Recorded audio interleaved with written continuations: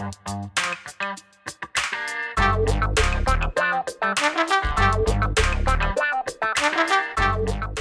guys, Montel here, and welcome to this edition of Let's Be Blunt with Montel. I'm really excited to have the guest on that I had today.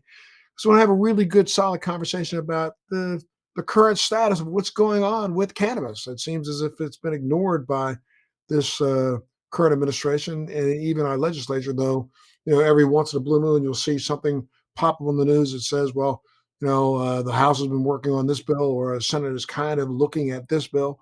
But no one is really talking to us, the masses, about what's going on. And so maybe today, our guest will help us, understand what's happening out there in the hinterland when it comes to cannabis legislation and also just cannabis initiatives. So I'm really excited to have this guest on today because she has a philosophy that is very kindred to mine and something I've been talking about for quite a long time. And finally found somebody who I believe understands the nature of what I'm talking about. Now, what I'm talking about is let's talk about homeostasis for a second. Homeostasis is a Greek word, and it's the same word for the Greek word for same and steady.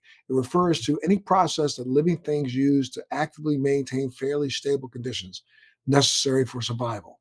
My guest today suffered from chronic health issues ranging from Lyme disease to severe digestive issues. After experiencing the benefits of cannabinoids, and adaptogens separately, she found that their combined efforts or effects not only were synergistic, but excellent for whole body support. She earned her MBA in design strategy and went on to become the founder and CEO of Prasmatic Plants. Sarah Polansky, welcome to Let's Be Blunt with Montel. Hey, Montel. So good to be here. Thank you so much for having me. Love Absolutely. what you guys are doing. No, it's so good to have you here. And let's talk a little bit for a second about what brought you into the world of cannabis. Let's go back a little bit. Where are you from? Yeah. So I'm from the East Coast. I grew up actually in St. Louis and Detroit and then Philly. I spent my formative years. So shout out to all my Philadelphians out there. And then I made the trek to beautiful California, and now I call San Francisco home. So California, has a huge cannabis culture here. So coming into the state, I quickly got kind of into the mainstream of just cannabis being part of everyday life. Did you travel to California because of cannabis, or that was just part of, your evolution? It was just part of the evolution. Yeah, I came out here for work. And then after some time changed careers. And then it was really through my various ailments that I came to start using cannabis medicinally and really found a lot of healing through that. Let's back up a little bit and talk about where did you go to school? Yeah, I went to Drexel University in Philadelphia. And then I was a photographer for quite some time, running my own business doing that. After the 2007, 2009 financial crisis, I kind of saw the writing on the wall with what I was doing, as well as with where technology was going within that field. I decided to shift gears. And then I went back and I got an MBA from California College of the Arts here in San Francisco. And the focus of my program was on sustainability and social impact and how to design business in today's landscape to do more good. And so from there, I went on working at an agency where I worked with a lot of startups as well as big tech companies on various projects, helping kind of shift the needle and helping them be more innovative. And through that work, I ended up looking at the cannabis industry quite intensely. I did a lot of research on the industry, spent some time traveling across the US, conducting focus groups and really understanding what was happening with the early market, especially in states like Colorado. You're talking 2007, 2008, or later? This is later. Yeah, this is later. This is much later. Um, and, after it was kind of simultaneous during that time of spending all this time researching what was out there, what was happening, discovering all these benefits of cannabinoids. Research was coming out. I also was using things myself as kind of a guinea pig to try to understand the benefit to other people. Because you started at that point in time having health issues of your own? Was that part of the Yeah, I reason? was already going through a lot of health issues. And so to give you the recap of that story, I always had, some sort of digestive issues, severe allergies, things like that. Just not feeling 100%, chronic fatigue. And then I was doing some social impact work in East Africa, actually, with young girls, researching with them over there. I contracted a waterborne parasite. And after several rounds of antibiotics, I pretty much just destroyed my gut and thereby my immune system. And I got a lot of severe food intolerances, and it was really hard to come back from that while maintaining a job that was really stressful. I think, everyone's aware of it, but today's jobs, really require you to give your all in there, and work life balance is pretty challenging. So it was a culmination of those things happening, where I was already leaning into alternative medicine to try to heal myself. And while leaning into internal alternative medicine, I was also discovering all the benefits from cannabis. And you also started looking at adaptogens, which Yeah. is something that's very. I said in the open, I've been focused on adaptogens now for almost 13 years. Recognizing the value of them. I've wondered, my entire cannabis career why no one's ever decided to combine the two together.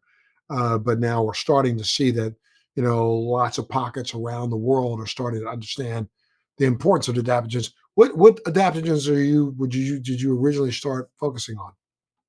Yeah, so our two signature formulas that we have, Good Day and Good Night, they have different adaptogens in each. So our daytime formula, it has Schizandra, white ginseng, rhodiola, bacopa, and holy basil. And then our nighttime formula has reishi and ashwagandha as the adaptogens in there, with a variety of other herbs, like oat straw, which is a great nervine, um, with valerian and California poppy, which are both sedative, and then with skullcap, which really helps with muscle tension and relief. So just like you're saying, I felt like, well, here you have adaptogens working on certain systems within your body. Then you have cannabis and cannabinoids working on other systems in your body. Why not make this an all-in-one formula where it's just, it's combining all these superpowers of these plants into one formula to try to give people the most healing that they can get from one product. Did you start finding relief for yourself? Incredibly. I think, part of what's happened is that, with today's world being so stressful and productivity at all time high, it's like our bodies kind of get stuck in this fight or flight stress response. And when you're in that stress response, your body can't heal, your immune system stops functioning. And so the benefits of adaptogens is that they help curb your stress response and make you more resilient, while the cannabinoids are also helping on your endocannabinoid system to help decrease inflammation when you're getting that stress response, working with your limbic system to also help reduce that stress response when it's happening. So ultimately, once your body can be in that state of healing and not in a state of stress, it can start to go to work and heal itself naturally. So, I like to really think of these as plant allies, is what I like to call them. And they're helping you get out of your own way to help you heal. And it's almost like the cart before the horse. So, did you start the process of healing yourself first before you decided that maybe I ought to turn this into a business so that I can help heal others? Definitely. Yeah. I started researching all these things just to try to heal myself. And within that, within taking things and finding so much healing, I was like, this is this is something that other people need to have. And I saw an opportunity for that. And I think, Montel, at the same time, I just saw so many people around me coming up with what is termed a chronic illness, which is kind of something that Allopathic medicine doesn't really know how to treat very well. It's something that comes and goes for people and just leaves them in a state of ill health, and it's generally complex. Um, and a lot of the root of that is in being overstressed. And so I kind of saw, a sign of the times of the fact that this was going to be an ongoing issue for people at large. And, I wanted to be part of a movement of helping people heal. I wanted to be part of a movement of bringing cannabis out of the shadows and really legitimizing it as a plant-based medicine. And I got to say, like, I really love the fact that there has been such accolade for CBD specifically and its ability to heal that has really kind of opened the door for other types of plant-based medicine for people that would never have considered it in the past. Yeah, aren't you? I mean, I'm like myself. I'm a little not annoyed. I would say just I've been a little taken aback by the fact that we've just gone with the study of one cannabinoid when we know that there's probably close to 250 million, 250 of them in the plant, all of which have some sort of purpose in stimulating our endocannabinoid system or antagonizing it. And so, I think we got glommed onto one and turned that into this, cottage industry that Mhm. so what brought you or how did you come to start what is your company itself? Yeah. Well, so like I was saying, I saw this issue happening around a lot of other people, and I kept thinking about this type of formulation and the fact that I wasn't seeing anything else out there. No one else was doing it, and wondering, could I do this? I felt really passionate about it. So I put everything I had into it, left what I was doing professionally to really explore this, and just built everything from the ground up myself, figured out how to create a sustainable supply chain, how to find my organic and sustainable farmers to work with. Um, Well, when you started this, you I know you looked around and didn't see anybody who looked like you. I mean, there were yeah, not a lot of women. There still are not a lot of women in this industry. I think women only represent about 7.5, 8% of yeah. the CEOs in the entire industry. What were the challenges for you? Number one, being taken seriously. Number two, getting this off the ground as a female entrepreneur in this industry. Well, I think you hit the nail on the head when you said being taken seriously. I mean, it was pretty hard to find vendors that wanted to work with me, especially because I didn't have um, a track record, or I didn't have a big name behind me, and so it was really hard to get people's attention. And even with working with several vendors, they weren't necessarily great relationships, and I ended up having to find new vendors after some time because of exactly what you're saying.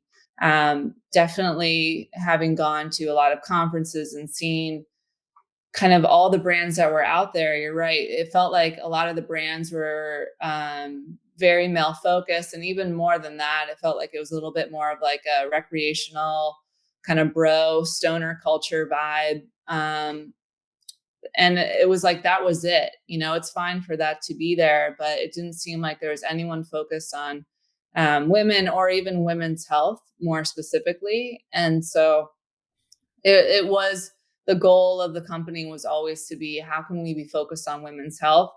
And the interesting thing, Montel, as you're talking about CBD, is you know starting this company, it was not, the intention was never to be just a CBD company. The intention was never to be just a cannabis company. It was really about, how do I help modernize plants for people in the busy, productive worlds of work life today, and specifically, like, making it feel more approachable to women in particular. That was a big part of it.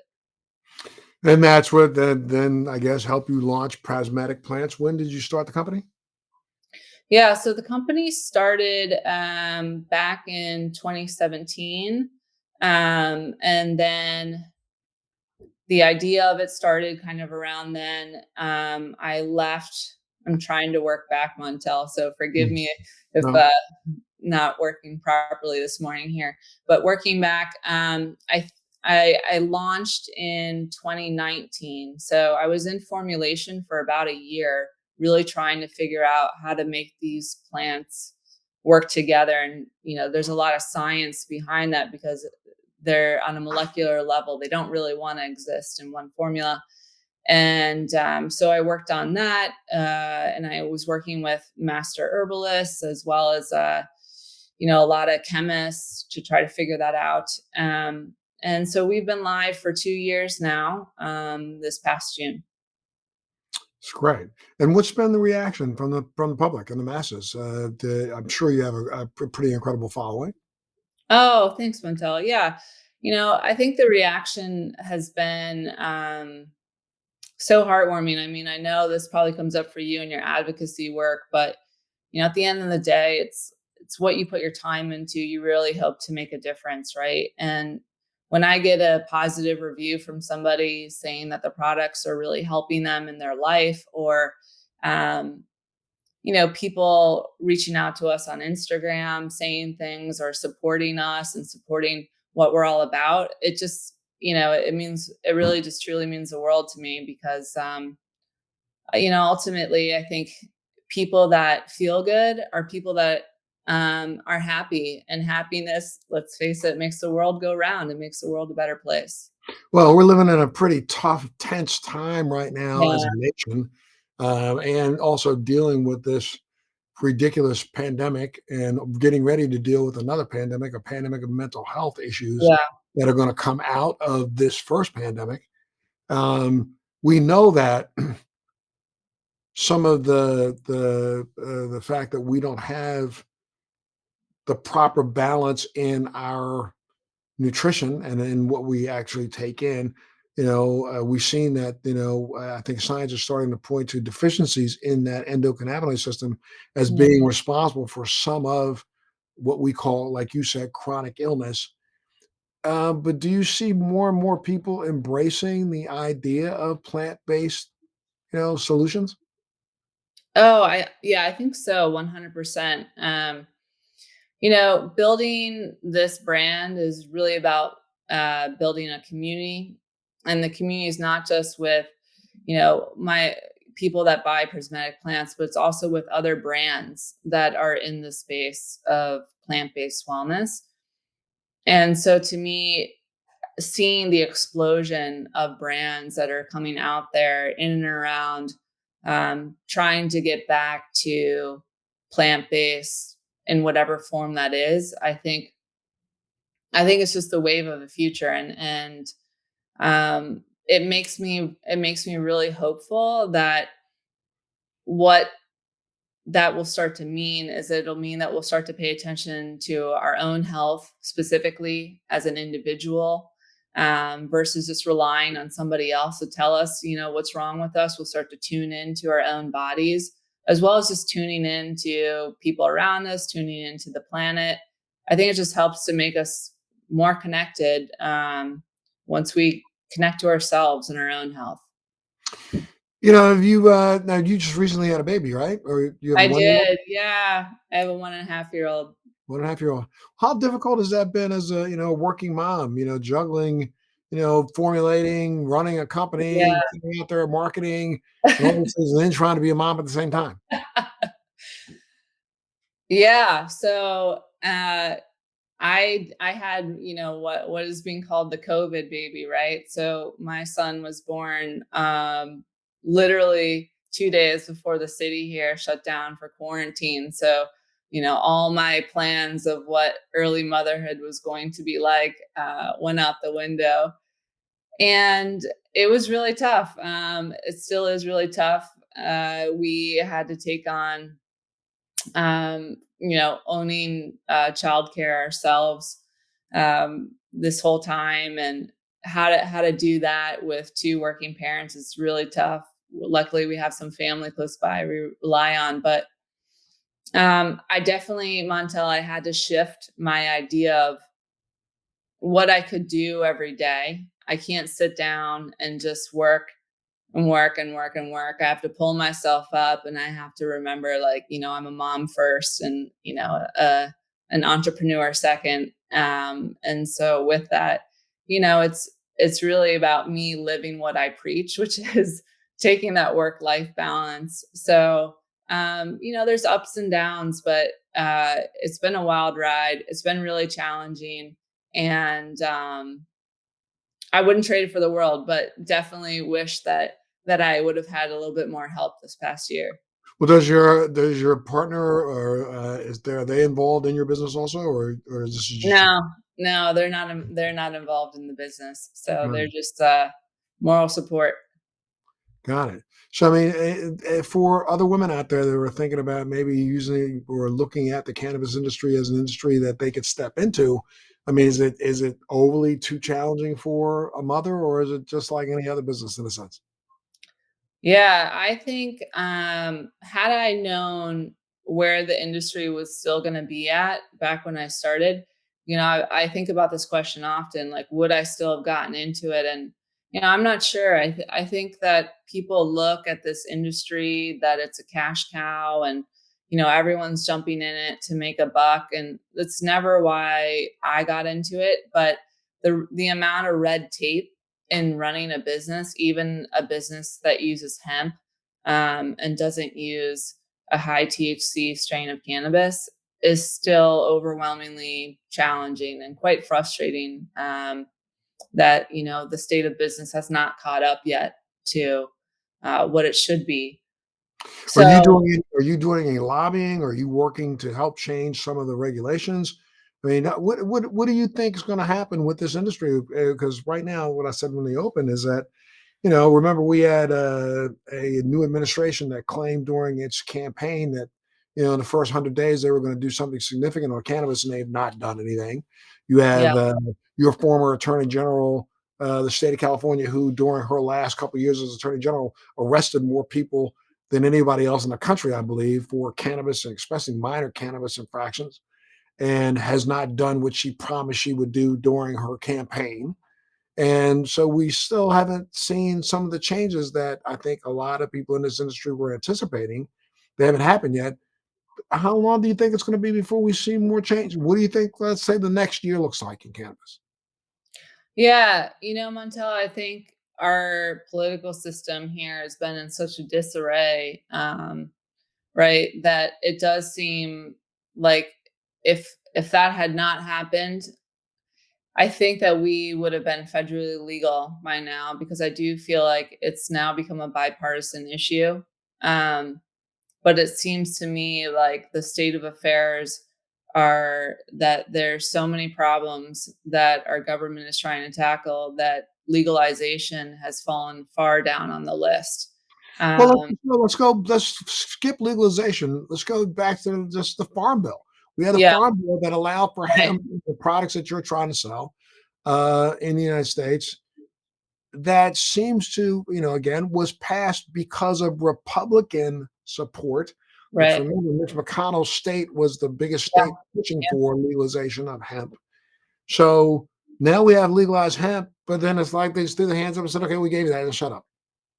Yeah, I mean, it's the FDA, right? Like it's now the issue is the FDA hasn't and we do follow that pretty closely, is the FDA hasn't come out with saying how they want to control it as a substance. And then um you still have the DEA viewing it as potentially a gray zone for them. So um I think the first step for at least hemp, despite even federal legalization of cannabis as a whole, would be the FDA coming out, right? Like they need to come out and they need to say, this is how we're going to handle the substance, and stop having to be on a Do you, state to state do you kind of level. expect them to do that in two separate bowls? Because one, the FDA still has not definitively outlined the use of CBD, non-THC laden CBD, Yep. is a good for even though for the last 30 years you could get CBD in a sense through hemp-based porridges, hemp-based Hmm. proteins. You could get that it was always legal. I mean, here in the United States, we were importing. As a matter of fact, we had a shortage. I think before the hemp bill passed, we were importing something like $600 million worth of hemp products from around the world. Hmm. Um, that just seem to be under the radar. And do you think the FDA is going to step in and do anything or say anything about hemp? And if they do, how will it impact your business? Yeah, I know they're working on it. We were involved in the American Herbal Product Association, so they were constantly having advocacy groups go in and talk to them about what kind of language to be putting in that regulation and what should be included within that. Um, the timeline on that, I would have liked it to already happen. When do I think it'll happen? It's hard to say, but I would imagine probably at least a year, if not longer, just given how long things have already taken. Once they do that, um, it would just open up a lot of different things for my own business. You have a CBD brand yourself, and so the issues of being a CBD brand, and we don't actually see ourselves as primarily a CBD brand, which is part of the challenge for us. Is we see that as one ingredient within our product. That's And good, and that's the same way, I've been kind of, trying to convince people to move more and more in that direction, though I started off with my product and label CBD, but, I was one of the first to literally try to make sure we had CBD with a particular proprietary terpene formulation in there, yeah, and working on some things internationally when it comes to adaptogens and also terpenes and also flavonoids. Um, Trying my best to see if we can kinda nudge the industry to understand that the more of us that do more research this way, the more of us that do more formulations this way, it'll push the FDA to have to make some decisions. yeah, yeah, yeah. I mean, I think so. We have been approached by some private research groups that have started to do user research in the space to try to understand the effects of just CBD by itself. And I think when there is more companies that are out there that are helping to fund research on the effects of CBD and then bringing that to the FDA, that'll also probably help expedite things and move the needle. Because ultimately, what the FDA is looking for is an understanding of how safe it is, and they don't feel like they have enough data on And that. part of that's because we have a lot of perpetrators in this industry who are lying and putting out inferior products. I mean, how do you think, you're attending a lot of conferences and things. How do we get this industry to stop being so B2B afraid and understand that this industry will not grow with any individual company? It's going to take us all to get together to try to figure out how to make this grow. When do you think the industry is going to try to finally start to embrace that? Mm. Yeah, I mean, I do think there are organizations trying to do exactly what you're talking about. But to your point, it does feel highly competitive where it doesn't feel like, companies really want to work together to, And especially in just policing our own industry. I mean, you can go to a gas station and pull a product off a shelf that says it's got CBD in it, and you realize it's got, 0.0000001% CBD and nothing else in it except for yeah. alcohol and a bunch of crap. That's what's damaging this Oh, industry. 100%. I mean, I'm sure you've had these stories yourself, but when people come to you and they say, "Oh, I've tried CBD, it doesn't work for me," or I had a really bad experience with it, and um yeah, it definitely damages the industry when there's negative products out there that people are having experiences with, and then that's coloring their view of cannabis as a whole or CBD. It's extremely negative. So I'm right there with you, where I feel like any brand in this space, they need to be doing their own due diligence to make sure that they're showing up properly to represent the industry that we're in and move it forward. I feel like it's any brand's responsibility in this space to be a part of that, to be a part of doing it right, to move forward and not just trying to make a buck. But I feel like more of us should be not only doing our part to individually move it forward, but we should be reaching out across Yeah. borders. And I should be reaching out to your company and saying, "Look, I got this product, and you have this product. Maybe we can pull a conference together and start educating the masses." That's another point I wanted to ask you about. I mean, you have a really very, very, very interesting, formulation, and one that needs to be in a position to start educating the masses. I mean, I look at the pharmaceutical industry. They put out 9 million commercials to excite the public to go to the doctor's office to say, "Have you heard of XYZ?"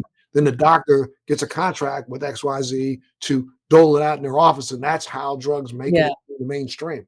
We don't do that. Yeah. I mean, and now the industry's been around now for long enough that we should have been doing more educating of the consumer. We've been spending so much time trying to educate each other from a B2B standpoint on how to be successful and make cash rather than even grow the consumer base. Mhm. Yeah. What are you doing? What are you doing from an educational standpoint to get the word out about your proprietary formulations?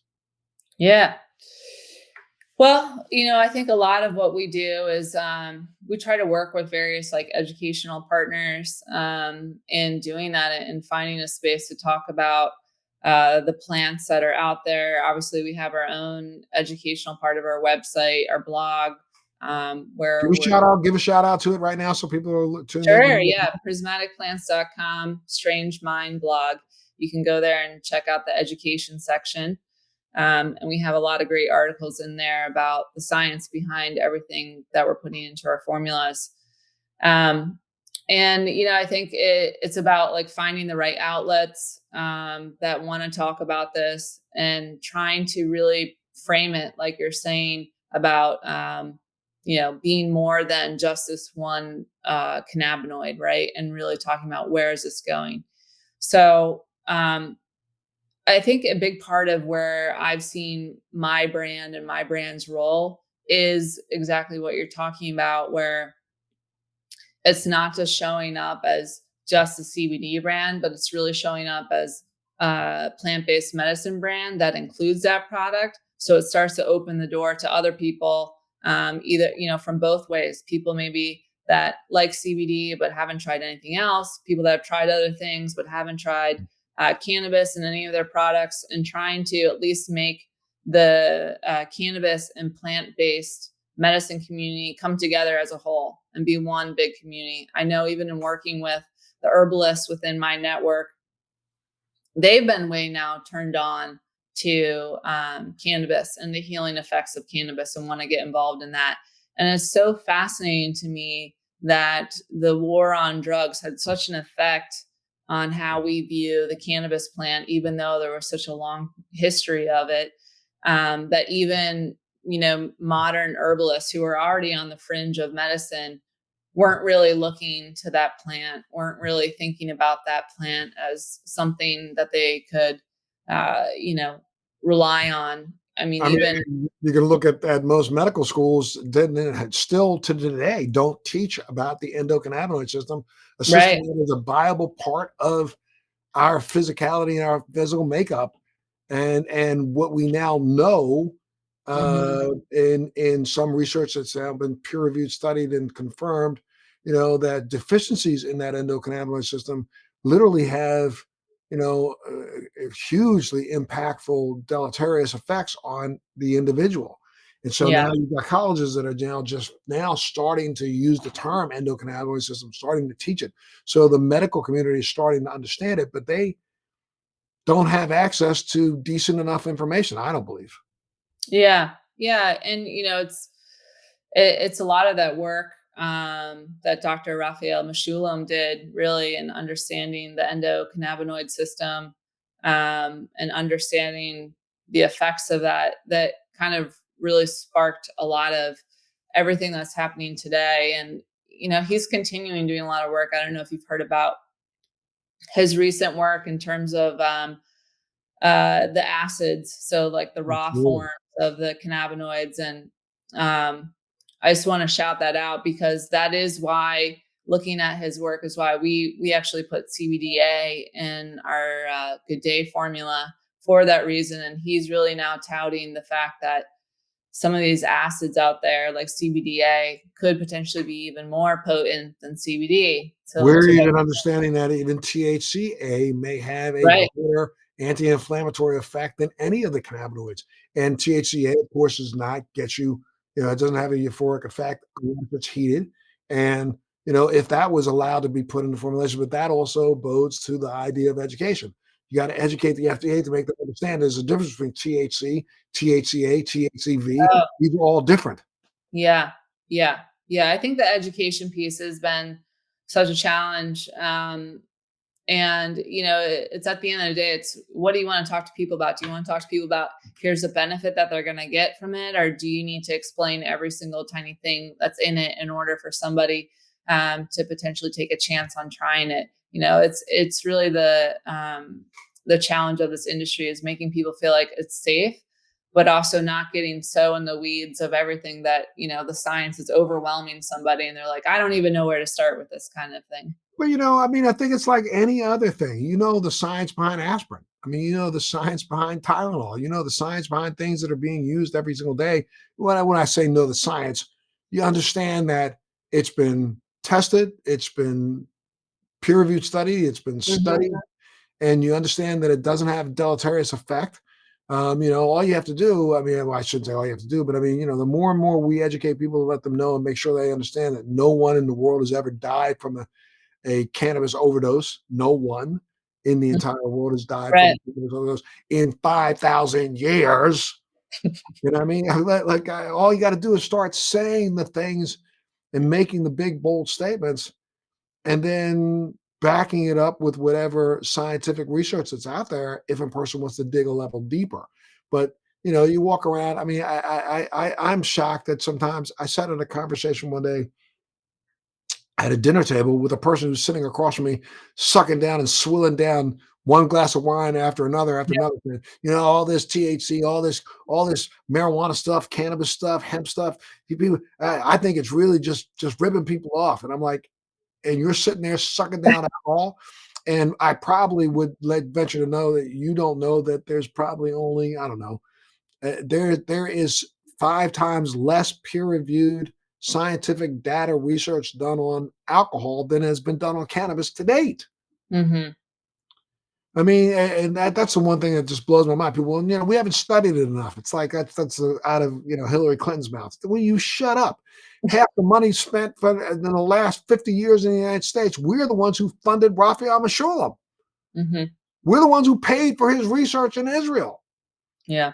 We're the ones who gave him one of the biggest drug awards this country has to give out. Not Mhm. even one of their biggest awards 10 years ago because of his research and what he discovered. We're the reason why he's the reason why we filed as a government for a patent on cannabinoids 20 years ago. Mhm. So, I mean, there's things like that I just think I get so angered by the fact that most people don't know. I was also testifying in a court about a month and a half ago on the East Coast. I was testifying on behalf of a cannabis company that had applied for a license that, was granted, then was taken away because they thought that, there was something wrong with their application when they really wasn't anything wrong with it. They just didn't believe the number of people that were on it that were legitimately part of their board. And so I had to go testify and say, yes, I am a board member. I truly am. I'm Montel Williams. I'm the guy that signed a piece of paper. And I looked at the doctor and I said, I mean, not the doctor, the judge. And one of the questions that came to me was, well, Mr. Williams, can you explain why you are even, interested in, promoting cannabis and wanted to be involved in this business? And I said, I want to do the same thing that the federal government's done for the last 20 years. And Mm. the judge looked at me. I said, "Yeah, I want to be at a point in time when I can put in and apply for and grant and get a patent granted to me like the federal government." The judge looked at me funny. I said, "Judge, it's patent number 6603507." He typed it in on his desk. I didn't, and then looked at me like, I didn't know that. This is a judge overseeing Yeah. a case about cannabis and doesn't even know that the government owns a patent. I, excuse me? These are the basic things that I Yeah. think we as an industry can do to educate the masses to make them understand that, maybe this is not as bad as we think it is. Yeah. Yeah. No, I hear you on that.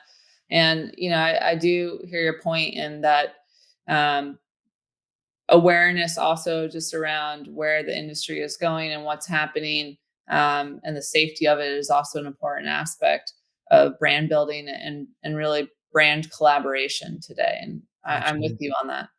Well, here, I'm going to give you a couple seconds, not a couple seconds, but give you a couple minutes. Why don't you capture the attention of my viewers and let them know why they need to look for products like yours, especially in the CBD space? Give them that elevator pitch for a second about why it's important to really be a little bit more discerning as a buyer and a consumer in this marketplace. Sure. Thanks, Montel.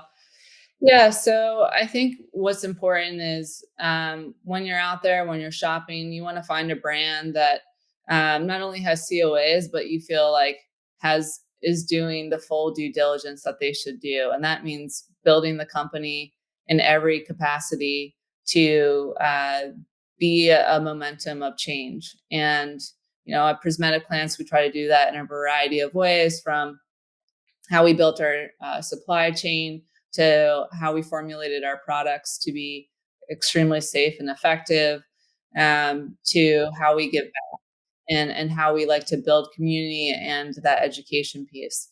So I think beyond that, looking at the type of product that you're interested in and what you need it for. And as we talked about throughout today's show, our products were really focused on combining a variety of other plants with the cannabis hemp plant into one formula, using some other cannabinoids in there beyond just CBD, but CBDA and CBN specifically, to really try to give you whole body healing. And at the end of the day, it's everyone's health is different, and you want to try things that are safe, but it's about finding the products that work best for you. Super. And if people want to find out more information about you, where do they go? One more time, give us our website. Yeah, you can go to prismaticplants.com, prismatic plants, Do you, plants.com. do you put literature inside of your packaging so people can read about what the product's about? No, our literature, I mean, on our box, we have a lot of information on our box about the product, but then people can go to our website to find out more. Okay. And I've got one last one for you. But I mean, if there was one thing you could do to change this industry in the next year, what would you like to see changed about not only the CBD industry, but about the cannabis industry, period?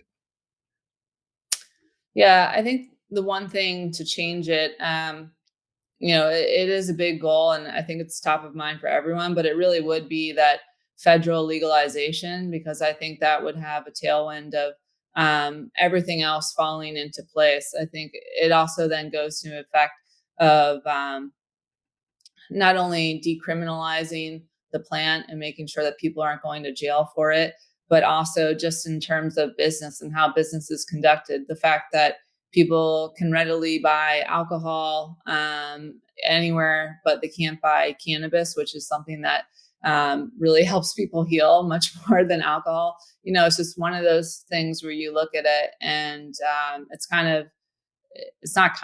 extremely aggravating that the government has had such a stranglehold over certain things. And it's really a result of lobbyists and capitalism. Well, yeah, the company is called Prismatic Brands. And you know what you can do? Go prismaticbrands.com. You can find out more information about it. Is that right? Prismatic plants, like, Oh, Prismatic Plants. Sorry, I yeah, said brands. Sorry, prismaticplants.com. that's right. And Perfect. your listeners, if they type in Montel, they can get 20% off anything. So My thank goodness, thank you so much. I tell you, they're going to love that opportunity. But Sarah, anytime you want to come back, you have a home here. We can kick and chop it up over any issue you want to talk about. So I'd love to have you back on at a future date. And I wish you the best of luck. And let's get together on education. that sounds good. Happy to collab and get out there and be vocal with you. So let's keep the conversation going. We'll keep it going. And I'm going to make sure, please, you keep the conversation going by making sure you tune in to the next edition of Let's Be Blunt with Montel. Thanks for joining me on Let's Be Blunt with Montel. Please make sure you're subscribed and hit the bell to be notified when new episodes post each week. We'd love to hear your feedback also, so please send us your comments.